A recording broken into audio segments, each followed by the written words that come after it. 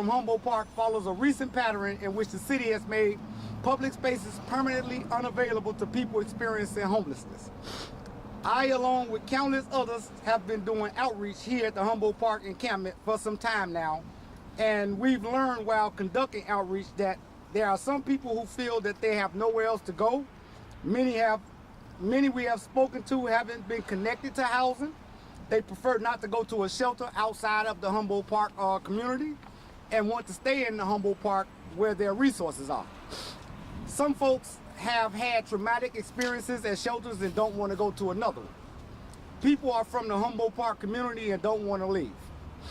There are some people who have been connected to organizations that will work with them to obtain housing, and shutting down the encampment and displacing folks will disrupt that process. So I will bring up our next speaker, Jose Miranda. Hey, good morning. My name is Jose Miranda, last name Miranda. I lived in Humboldt Park all my life. I've been housed since last year through the rapid relocation, but not everyone is in the same situation. These people are really suffering, and I really struggled when I was out here too. I mean, we were out here, it was freezing outside in the snow. I know that the community is tired of seeing people living in the park, but they have nowhere else to go. If I had a legit place, I would have gone there. I wouldn't be out on the streets. Closing the park is not going to solve the problem of homelessness. We need some more housing that people can afford, and we need it in neighborhoods that people are familiar with, where they're going to actually feel safe. In the meantime, people need to access public places because there's nowhere else for them to go. I hope and pray everyone can understand the plight of people who are living in the park and not push them or force them out to go where? Nowhere. Thank you for listening, and blessings. All right, Jose. Hello, my name is Patricia Nix-Hodes. It's spelled Nix-Hodes. I use she, her pronouns, and I am the director of the Law Project at the Chicago Coalition to End Homelessness. Thank you, Jose, for sharing your story. We stand with you to oppose the closing of Humboldt Park to people experiencing homelessness. The city has announced plans to close Humboldt Park to people experiencing homelessness effective on Friday, December 6th. The city has said repeatedly that they will not engage in ticketing or arrest of people on either December 6th or any point in the future. However, many questions remain on how the city will enforce its plans.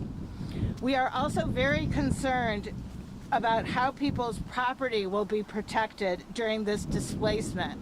We have heard reports this week of tenants' property and tents and other property being discarded or destroyed.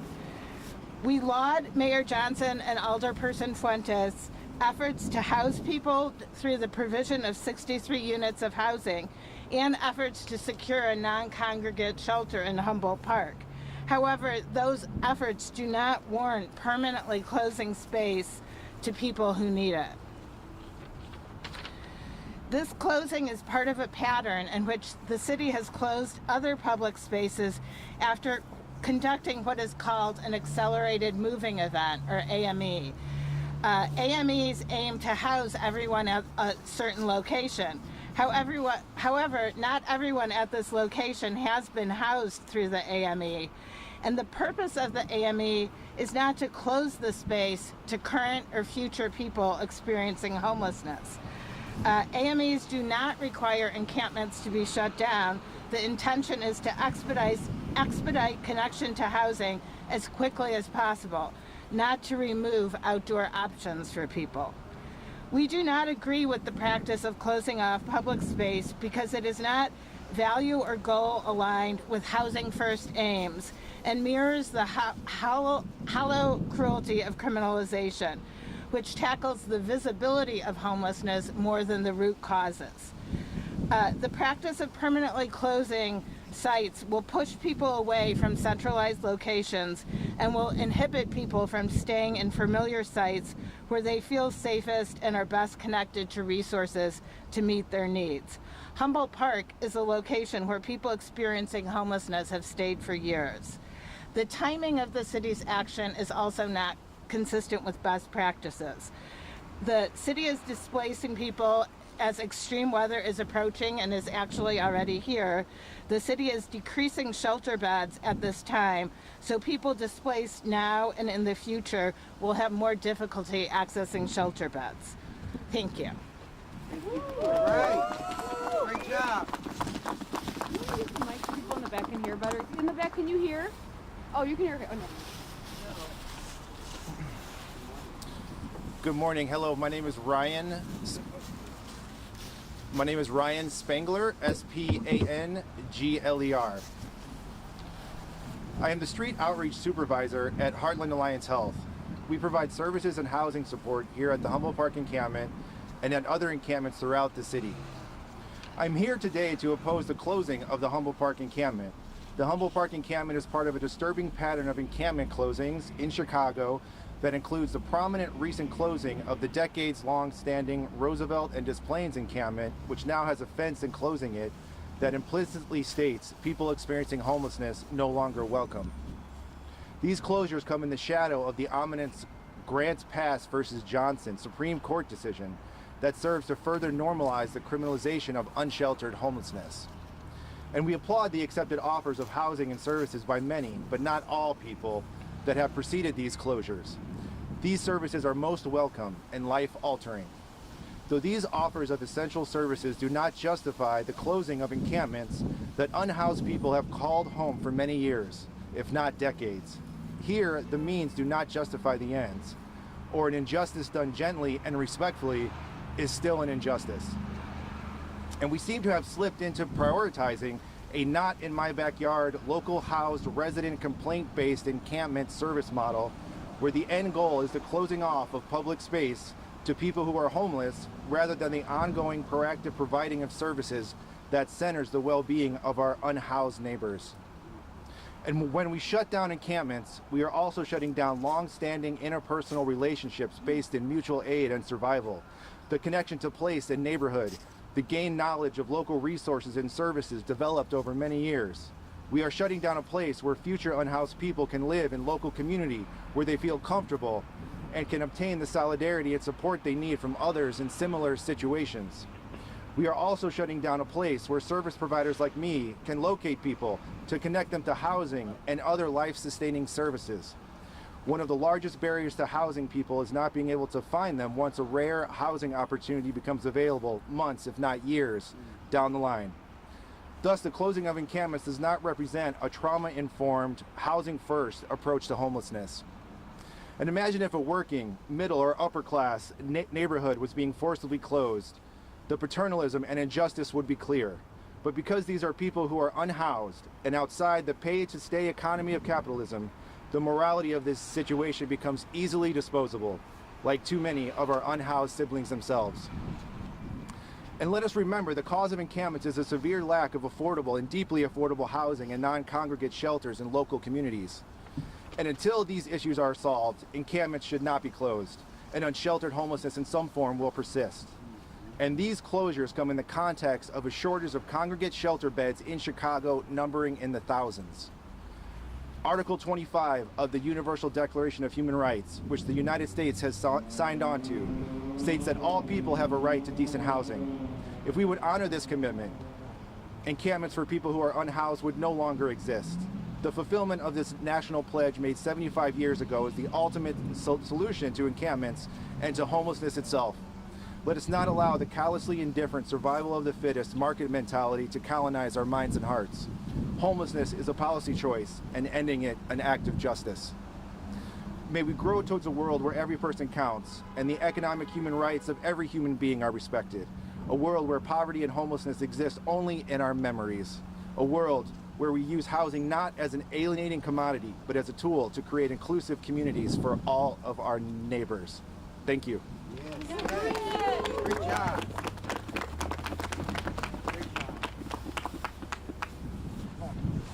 Lauren. Hi, my name's Lauren. Hi, my name's Lauren Phillips, Phillips. My pronouns are he, him. I'm an outreach worker for Renaissance Social Services. My team serves the west side of the city, including Humboldt Park. I've been involved in street outreach for 10 years and have been witness to encampment closings previously. Today I want to talk about the impact that we see when encampment closings happen, both on our work and, most importantly, the individuals experiencing homelessness in those communities. My team and I do street outreach, specifically working with individuals with mental health challenges and people who use drugs. Our goal is to build relationships with individuals living on the streets. We help them accomplish their goals, and it's obtaining housing, seeing a doctor, or simply surviving. Our participants are often guarded, and for good reason. Building trust and relationships takes time. Many of the individuals we work with are chronically homeless. They've been living outside for 5 and 10 years. They've been promised housing and help over and over again, only to see it fall through, frequently due to circumstances beyond their control. When an encampment like Humboldt Park is closed, the individuals are forced to move. Sometimes they go to a shelter. However, for many individuals, this isn't an option. For people with mental health challenges, the crowded conditions can exacerbate their symptoms, or the excessive rules or bed bugs are intolerable. And the city simply does not have enough beds to provide shelter to everyone who is unhoused. Sometimes they might have a friend or a family member they could stay with, but usually this is only for a night or two, and for many they've exhausted these options, or they don't want to be seen as taking advantage and risk burning bridges. So for many, the only option left is to remain on the streets, try to find another location, maybe an abandoned building to shelter in, or another park or viaduct. But forcing people to move from their homes, from their location on the street, increases the dangers and the hardships they face. They risk losing or damaging life-saving survival gear, such as tents, tarps, sleeping bags, and heaters, things that aren't easy to replace. They risk hypothermia and frostbite increases without adequate gear. And they risk losing medication and medical supplies like insulin, heart medications, and Narcan to reverse overdoses. They also risk losing irreplaceable possessions, such as family photos and keepsakes. And worst still, they lose their community. The friends in the encampment who will watch their stuff while they go to work or stick up for them if someone is threatening them. The business owner who gives them a few bucks or a free meal to sweep the parking lot. The neighbor who will let them charge their phone. The church group who brings lunch to them on the weekends. The friend who will administer Narcan if they overdose. They suffer another traumatic event, another loss. Frequently, they stop engaging with outreach workers when a closing happens. They stop making progress towards their goals because they've got to focus on survival, where they will sleep, eat, and stay warm. Currently, 63 people living in the park have been matched to housing through the coordinated efforts of outreach organizations and the city of Chicago. They're on the cusp of getting housing. Forcing people to move at such a pivotal time adds undue stress and unnecessary obstacles. Doing so at the beginning of winter even further jeopardizes their safety and survival, placing people at greater risk of cold-related injuries like frostbite and hypothermia. And it impedes the hard work the city of Chicago's done to end homelessness for good.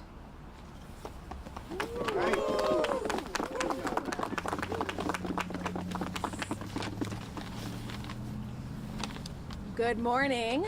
My name is Isabella Mancini, Mancini. I use she and her pronouns. I'm here today because I'm a licensed clinical social worker who was raised on the northwest side of Chicago, and I've spent the last 11 years working with people in Chicago experiencing homelessness. In my current role, I oversee homeless outreach and harm reduction outreach programs who provide life-saving services to the residents of the Humboldt Park encampment and other encampments around the city. Our homeless clients and community members are seeking housing and shelter that is safe, habitable, and in areas close to their resources, communities, friends, and families. The housing being offered through accelerated moving events is predominantly on the south side, in neighborhoods that many park residents are unfamiliar with. I can tell you from vast experience working in both housing and outreach that countless clients have been exited from the AME process before ever even being matched to housing because the only units that are offered are in locations far from their home community and support. The shelter offering for this forced closure is in Pilsen and is a congregate shelter with bunk beds. Congregate shelter can often be traumatizing and triggering for people experiencing homelessness, and it's not a viable option for many people living in the park. Right now, the city of Chicago is expecting these residents to take whatever they are given or risk violent displacement up to and including arrest. This is inexcusable. They deserve so much more. Unhoused Chicagoans in Humboldt Park and all over the city are looking for support and resources. They just want resources that maintain their dignity and autonomy. We need sustainable solutions that prioritize the needs and safety of these park residents, not a forced encampment closure, especially at the beginning of another brutal Chicago winter. These are our neighbors. Let's try treating them like it.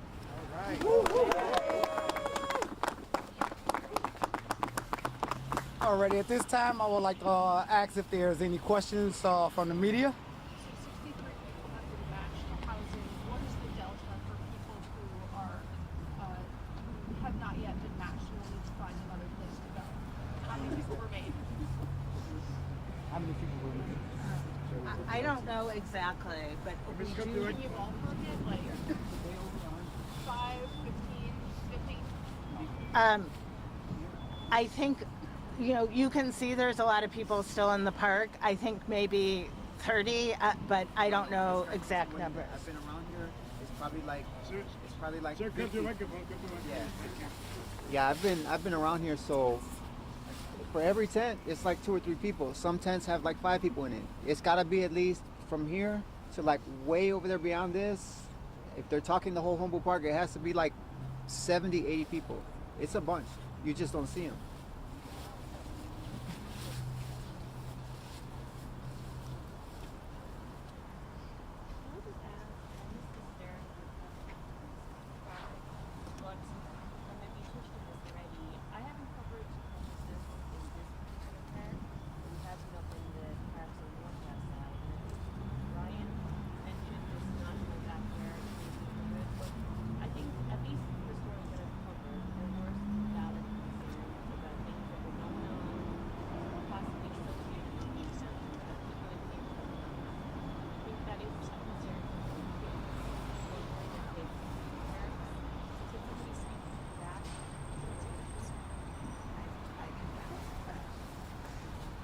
So I think that if there's some sort of concern about actions of specific people, that should be dealt with on a case-by-case basis.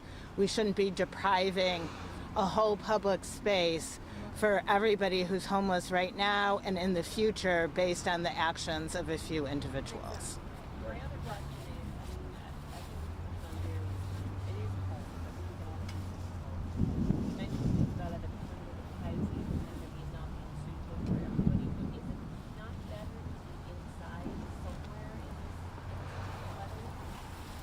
Yeah, no, thank you for that question. I think that every person has a different experience with different environments, right? So for some people, being in a congregate setting might be so triggering or traumatizing or challenging to their mental health or to like the way that they live that it might feel safer to be outside, right? To be in a tent where they can be by themselves, where they can like manage their mental health or manage how they live without like literally sharing a bunk bed with somebody else. Most shelters, you can only have 2 bags of personal belongings. So we're looking at a lot of rules and regulations that are upheld in shelters that don't exist, right? Like you and I, like those of us who get to go home every night, like we don't have a curfew. We don't only get to have 2 bags of belongings. We don't sleep in a bunk bed with a stranger. And I agree, for a lot of people it might be better, right? And I'm not minimizing that, but for other people, I think it's important to remember that like it might be safer to be outside than it would be to be in a space with 40 other strangers.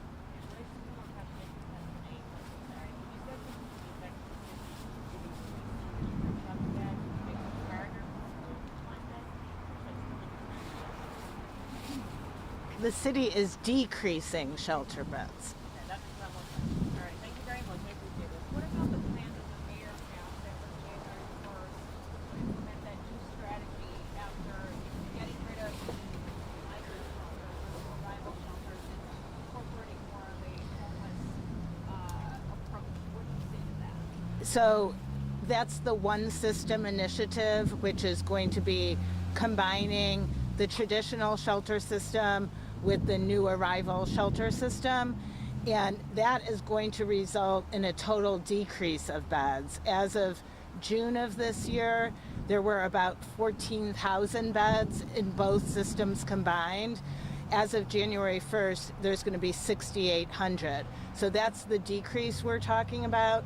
So people who become homeless in the future and need a place to stay will have more difficulty accessing shelter beds. So you don't think that new approach is going to help solve the issue? No, because the total number of beds are decreasing.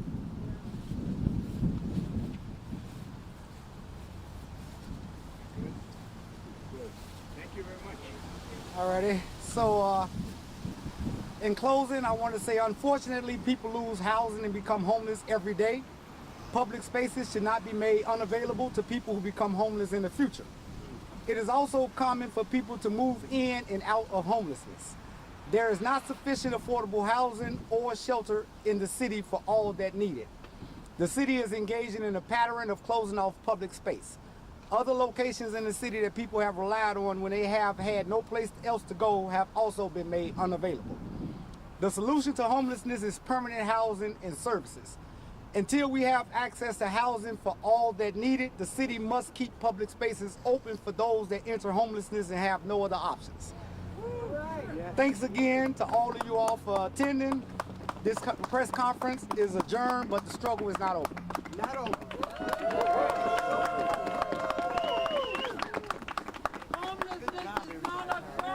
Homelessness is not a crime.